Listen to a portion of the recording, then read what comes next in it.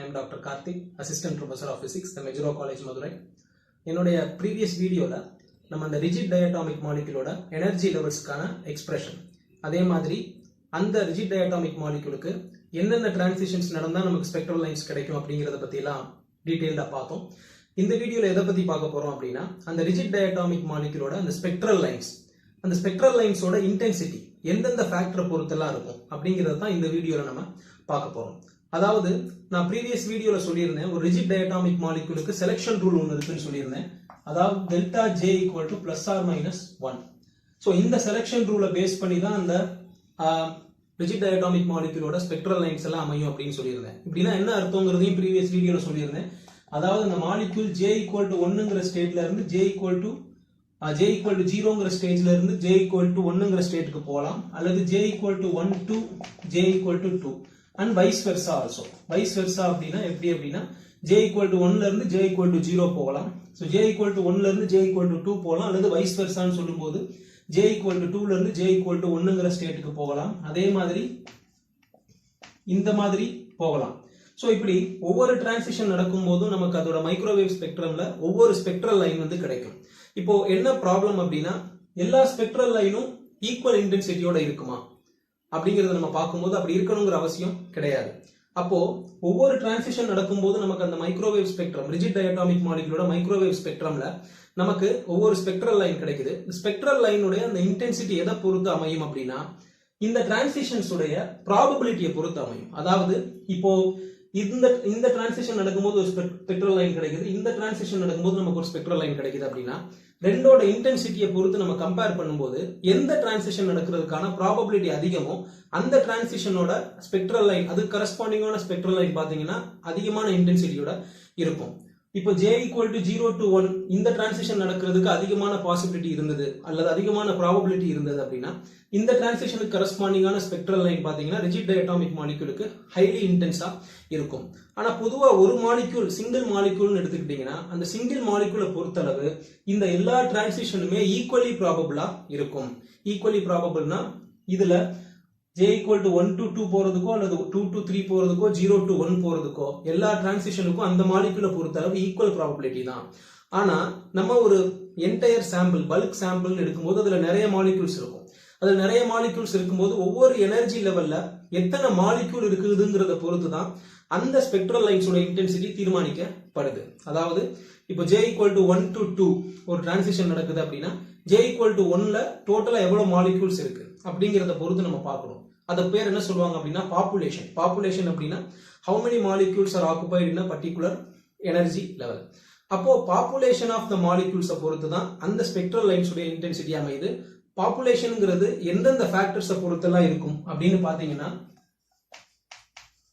Population வந்து directly proportional to 2J plus 1 அதே மாதிரி exponential minus EJ by KT. அதாவது நான் என்ன சொன்னேன் அப்படின்னா rigid diatomic moleculeோட அந்த ஸ்பெக்ட்ரல் லைன்ஸோட இன்டென்சிட்டி ஒரு எனர்ஜி லெவல்ல எவ்வளவு மாலிக்யூல்ஸ் ஆக்குபை ஆயிருக்குதுங்கிறத பொறுத்து அல்லது அந்த பாப்புலேஷன் ஆஃப் த மாலிக்யூல்ஸை பொறுத்து அமையும்னு சொன்னேன். அந்த பாப்புலேஷன் ஆஃப் த மாலிக்யூல்ஸ் எதெல்லாம் பொறுத்து அமையுது அப்படின்னா இந்த ரெண்டு ஃபேக்டர்ஸை பொறுத்து அமையுது. ஒன்னு 2J plus 1 இன்னொன்னு exponential of minus EJ by KT. இதுல இந்த 2J plus 1ங்கற இந்த ஃபேக்டர் வந்து எதை குறிக்குது அப்படின்னா டீஜெனரசியை குறிக்குது. Exponential minus EJ by KT இது வந்து போல்ட்ஸ்மேன் டிஸ்ட்ரிபியூஷனை குறிக்குது. சோ இது வந்து போல்ட்ஸ்மேன் டிஸ்ட்ரிபியூஷனை பேஸ் பண்ணி வரக்கூடிய ஒரு கான்செப்ட். போல்ட்ஸ்மேன் டிஸ்ட்ரிபியூஷனை பொறுத்து வரக்கூடிய ஒரு கான்செப்ட். இந்த போல்ட்ஸ்மேன் டிஸ்ட்ரிபியூஷன்ங்கிறது நமக்கு எதை கொடுக்கும் அப்படின்னா ஏதோ ஒரு எனர்ஜி லெவல்ல இருக்கக்கூடிய நம்பர் ஆஃப் ஆட்டம்ஸ்க்கும் அதே மாலிக்யூல்ல கிரவுண்ட் ஸ்டேட்ல இருக்கக்கூடிய நம்பர் ஆஃப் ஆட்டம்ஸ்க்கும் கிடைக்கிற ரேஷியோ தான் வந்து இந்த Boltzmann distribution. For example J can take any value for J equal to 0 அப்படிங்கிற ஸ்டேட்ல நம்பர் ஆஃப் ஆட்டம்ஸ் n0 ன்னு சொல்லி எடுத்துக்கிறேன். So J can be any value ஏதோ ஒரு வேல்யூ இருக்கலாம். அதுல அந்த எனர்ஜி லெவல்ல இருக்கு அந்த ரொட்டேஷனல் குவாண்டம் நம்பருக்கு கரஸ்பாண்டிங்கான அந்த நம்பர் ஆஃப் ஆட்டம்ஸ் Nj ன்னு சொல்லி எடுத்துக்கிறேன். இப்போ Nj by N0. So Nj by N0 அதாவது அந்த ரேஷியோ இதுதான் பாத்தீங்க அப்படின்னா இந்த Boltzmann distribution minus EJ by கேடி. இதுல கேங்கிறது இந்த போல்ட்ஸ்மேன் கான்ஸ்டன்ட் சொல்லி சொல்லுவாங்க. ஸோ இங்க இந்த இஜே வந்து நம்ம எப்படி எழுதலாம் அப்படின்னா minus PHC j into j plus 1 divided by k into t. So இது வந்து எப்படி வந்தது அப்படின்னா ரிஜிட் டயட்டாமிக் மாலிக்யூல அந்த வீடியோ பார்த்துருந்தீங்கன்னா உங்களுக்கு புரியும். அதுல வந்து நான் இந்த பிங்கிறது என்னங்கிறதெல்லாம் சொல்லியிருந்தேன். ஸோ அப்போ இந்த இஜேக்கு பதிலாக minus BHC J into J plus 1 by KT அப்படிங்கிறது தான் இந்த போல்ட்ஸ்மேன் டிஸ்ட்ரிபியூஷன். ஸோ எக்ஸாம்பிளுக்கு வந்து பி ஈக்குவல் டு 2 சென்டிமீட்டர் இன்வர்ஸ்னு எடுத்துக்கிட்டு ஜே ஈக்குவல் டு 1ன்னு சொல்லி எடுத்துக்குவோம். எடுத்துட்டு இந்த ஃபேக்டரை கால்குலேட் பண்ணுவோம். அப்போ ஜே ஈக்குவல் டு 1ங்கிறதுனால n1 by n0 equal to exponential minus பிக்கு பதிலாக 2 ஹெச்சுக்கு பதிலாக 6.626 இன்டூ 10 பவர் மைனஸ் 34. சிங்கிறது velocity of light. Velocity of லைட்டுக்கு வந்து 3 இன்டூ 10 டு த பவர் 10 போடணும். காரணம் என்னங்கிறது நான் சொல்லியிருந்தேன். இங்க வந்து நமக்கு வேவ் நம்பர்ல நம்ம கால்குலேட் பண்றதுனால சென்டிமீட்டர் பெர் செகண்ட்ல போடணும். மீட்டர் பெர் செகண்ட்ல போட்டா 10 பவர் 8ன்னு வரும். சென்டிமீட்டர் பெர் செகண்ட்ங்கிறதுனால 10 பவர் 10 இன்டூ ஜே. ஜேங்கிறது 1 இன்டூ ஜே பிளஸ் 1ங்கிறது 2 divided by Boltzmann constant 1.38 into 10 power minus 23. So இங்க நான் எடுத்துக்கிற டெம்பரேச்சர் வந்து 300 கெல்வின் எடுத்துக்கிறேன். ஸோ 300. ஸோ இதை போட்டு நம்ம ரேஷியோ எடுக்கும்போது எக்ஸ்போனென்ஷியல் மைனஸ் 0.019 அப்படின்னு கிடைக்குது. இது வந்து ஆல்மோஸ்ட் வந்து 0.98 சொல்லி வருது. அதாவது n1 by n0 equal to 0.98, almost close to 1. அப்படின்னா என்ன அர்த்தம்? j ஈக்குவல் டு 1ங்கிற ஸ்டேட்லையும் j ஈக்குவல் டு 0ங்கிற அந்த கிரவுண்ட் ஸ்டேட்ல இருக்கக்கூடிய நம்பர் ஆஃப் ஆட்டம்ஸ்க்கு ஒரு பெரிய வித்தியாசம் இல்லை. ஸோ ஆல்மோஸ்ட் n1லையும் n0லையும் பார்த்தீங்கன்னா அதாவது j ஈக்குவல் டு 0ங்கிற ஸ்டேட்லையும் j ஈக்குவல் டு 1ங்கிற ஸ்டேட்லையும் almost equal number of molecules இருக்குங்கிறத இந்த ஒரு எக்ஸாம்பிள் மூலமா நம்ம தெரிஞ்சுக்கிறோம்.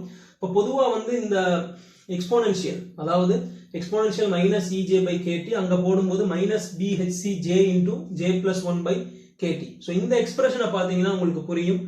இந்த போல்ட்ஸ்மேன் டிஸ்ட்ரிபியூஷன் அல்லது பாப்புலேஷன் வந்து எப்படி இருக்கு அப்படின்னா இந்த ஜே வேல்யூக்கு பார்த்தீங்கன்னா கொஞ்சம் இன்வெர்ஸ்லி ப்ரொபோஷனலா இருக்கு. அதாவது இந்த ஜே வேல்யூ வந்து உங்களுக்கு கூட கூட கூட என்ன ஆகிட்டே வருது அப்படின்னா இந்த என்ஜே பை n0ங்கிற அந்த ரேஷியோ வந்து எக்ஸ்போனென்ஷியலா டிக்ரீஸ் ஆகுது. ஏன்னா எக்ஸ்போனென்ஷியலுக்குள்ள மைனஸ் சைன் இருக்கிறதுனால ஜே வேல்யூ வந்து உங்களுக்கு இன்க்ரீஸ் ஆக ஆக என்ன ஆகும் அப்படின்னா இந்த என்ஜே பை n0ங்கிற அந்த ரேஷியோ அல்லது பாப்புலேஷன் என்ன ஆகிட்டே வரும் அப்படின்னா எக்ஸ்போனென்ஷியலா டிக்ரீஸ் ஆகிட்டே வரும்.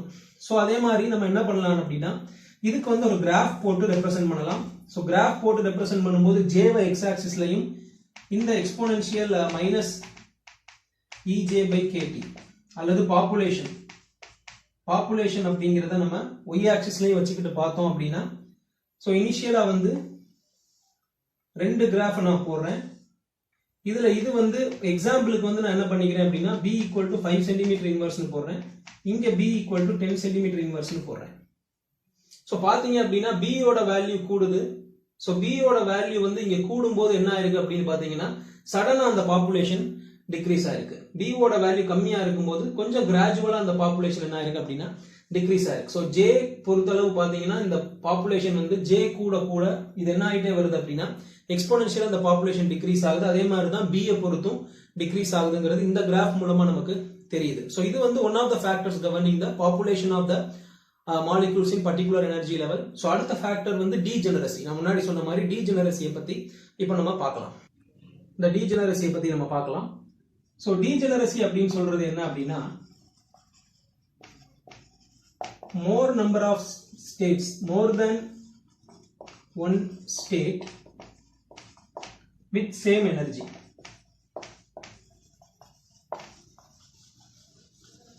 அதாவது என்ன அப்படின்னா நிறைய ஸ்டேட்ஸ் இருக்கும் பட் எல்லா ஸ்டேட்ஸ்க்கும் எனர்ஜி சேமா இருக்கும். அதுக்கு பேர் தான் டீஜெனரசி அப்படின்னு சொல்லுவாங்க. ஸோ இந்த டீஜெனரசிங்கிற ஃபேக்டரை பொறுத்தும் எப்படி இருக்கும் அப்படின்னா இந்த பாப்புலேஷன் லெவல்ஸ்ங்கிறது இருக்கும். இப்போ இந்த டீஜெனரசி எக்ஸ்பிளைன் பண்றதுக்கு நம்ம ஆங்குலர் மொமெண்டம் பேஸ் பண்ணி என்ன பண்ண போறோம்னா எக்ஸ்பிளைன் பண்ண போறோம். ஸோ இந்த ரிஜிட் டயட்டாமிக் மாலிகுலோட ரொட்டேட் ஆகும்போது அதோடைய அந்த angular momentum value so p equal to 2ei அதோடைய ஸ்கொயர் ரூட். ஸோ எப்படி இருக்கும் அப்படின்னா இந்த ஆங்குலர் மொமெண்டம் வந்து square root of 2e into moment of inertia அப்படிங்கிற அந்த வேல்யூல இருக்கும். இந்த எனர்ஜி வந்து e சஃபிக்ஸ் j. ஸோ நம்ம ஏற்கனவே சொன்ன மாதிரி E suffix j ஏன்னா rotational energyங்கிறதுனால E suffix j. நான் ஏற்கனவே rigid diatomic molecule நடத்தும்போது சொல்லியிருந்தேன் Ej equal to h squared by 8 pi squared I into j plus 1. So அதை பேஸ் பண்ணி இந்த angular momentum ஓட அந்த எக்ஸ்பிரஷன்ல நான் சப்ஸ்டிட்யூட் பண்ணும்போது 2 into Ej க்கு பதிலா h squared by 8 pi squared I into j plus 1 into moment of inertia I. So இதுல அந்த moment of inertia I cancel ஆயிடும். அதே மாதிரி 2 இந்த 8 கேன்சல் ஆகும்போது 4 னு சொல்லி வரும். அப்ப என்ன வரும் அப்படினா root of j into j plus 1 into h by 2 pi அப்படின்னு சொல்லி வரும். சோ எப்படி அப்படினா இங்க 2 ஐயும் இதையும் கேன்சல் பண்ணுங்க 4 னு சொல்லி வந்துரும்.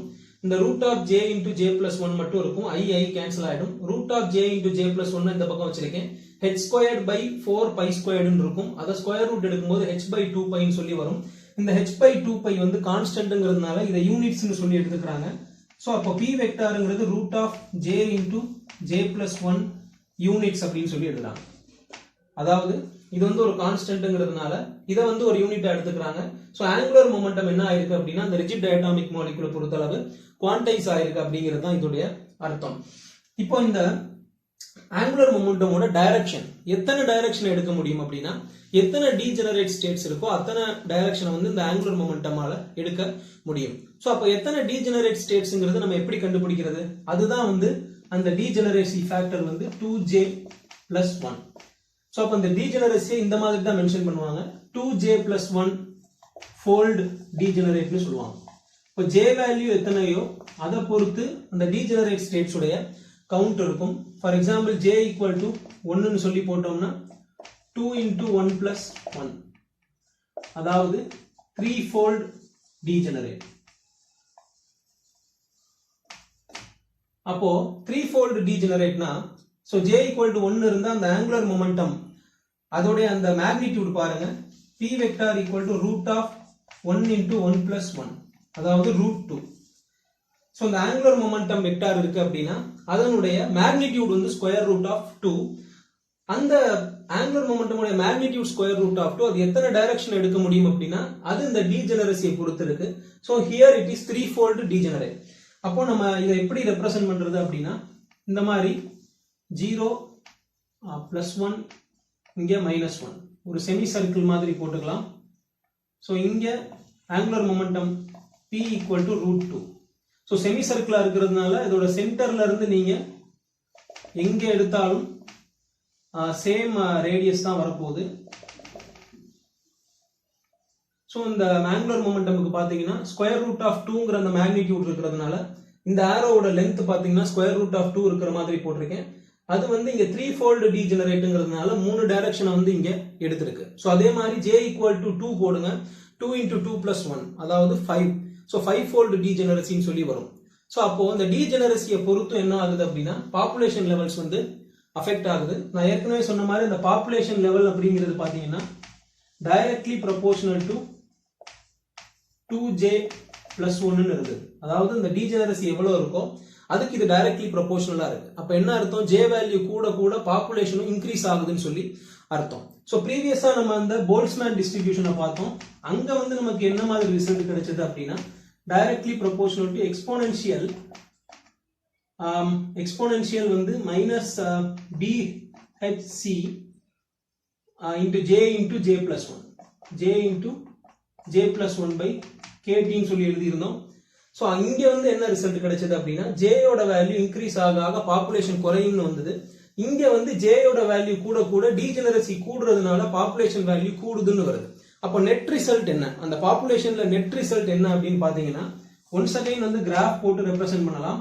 சோ இங்க வந்து j இங்க வந்து population due to both Boltzmann distribution kt into 2j plus 1.